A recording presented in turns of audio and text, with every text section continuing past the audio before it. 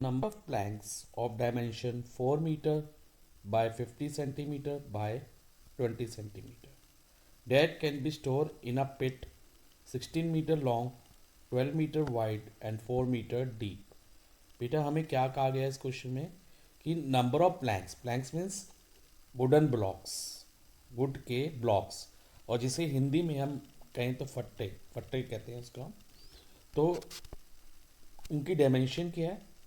4 metre long है, मतलब 4 metre उनकी लेंथ है, और 50 सेंटीमीटर वाइड, यानी कि ब्रेथ कितनी होगी बेटा?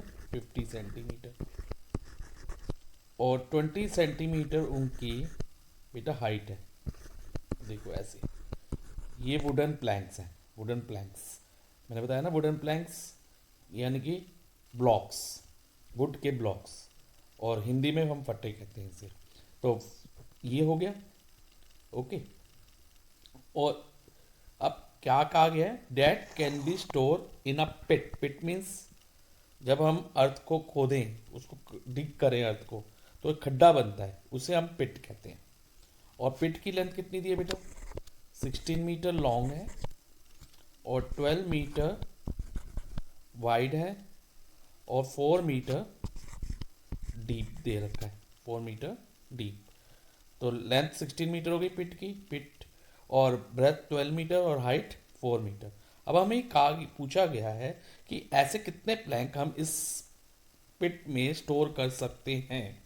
तो इसके लिए बेटा आपको ध्यान रखना है, देखो जब हम एक प्लैंक को, फर्स्ट प्लैंक को मैं इधर रखता हूँ, ऐसे रखना है हमें, फिर दूसरे प्लैंक को रखा, फिर तीसरे प्लैंक को रखा, ऐसे बहुत सारे प्लैंक्स है बेटा, एक नहीं है, कई हैं। तो ये खड्डा बढ़ता जाएगा। अब वो कह रहा है कितने ऐसे प्लैंक्स हम रखें कि ये जो पिट है फुल हो जाए, पूरा भर जाए। तो हम मान लेते कि एन नंबर ऑफ प्लैंक्स है। कितने प्लैंक्स हैं? N number of planks. Number of planks को हमने एन मान लिया।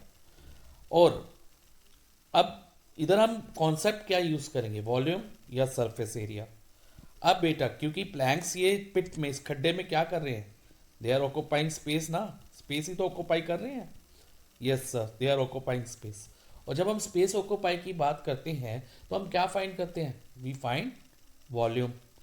तो जब भी बेटा जितने भी ये प्लैंक्स होंगे, मान लो मैंने एन प्लैंक बोला, तो वॉल्यूम ऑफ एन प्लैंक किसके इक्वल होगी? वॉल्यूम ऑफ पिट के। तो मैं यहाँ पर लिखता हूँ वॉल्यूम ऑफ एन प्लैंक्स।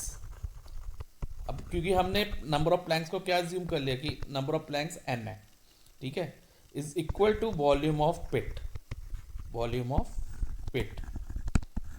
अब बेटा क्योंकि जो ये प्लैंक है और जो ये हमारा पिट है, दोनों क्यूबाइड शेप में है, तो दोनों की वॉल्यूम क्या रहेगी?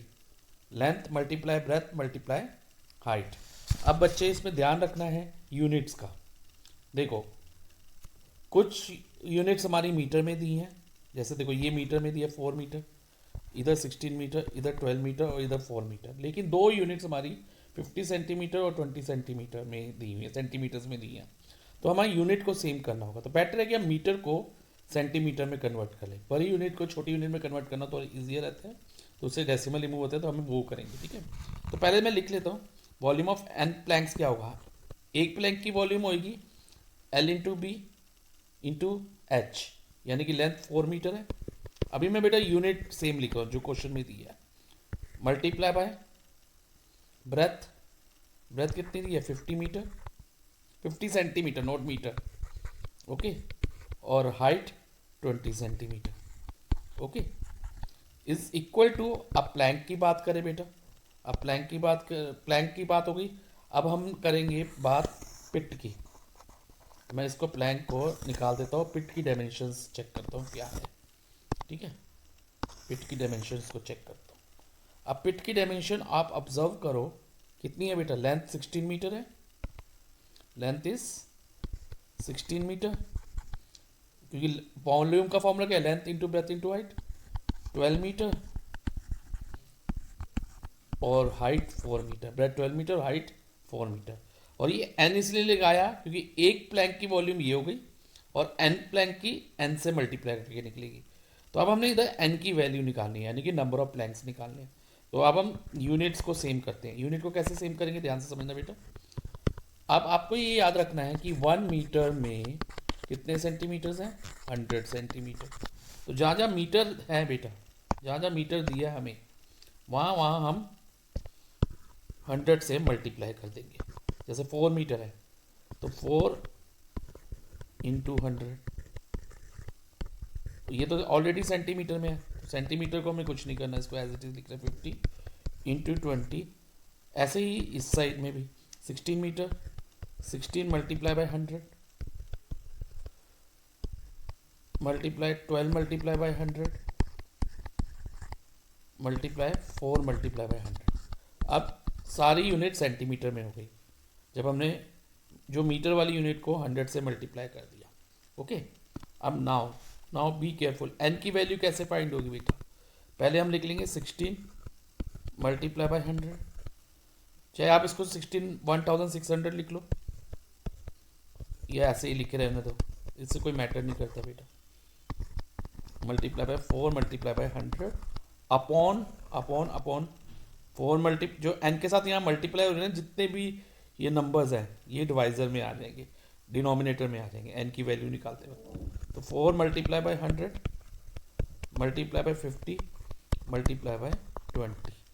अब देखो बेटा, एक 100 और एक 100 तो ये कट हो गया हमारा, 4 1 द 4, 4 4 द 16, 50 1 द और 2 द 100, ठीक है बेटा। और ये और ये 5।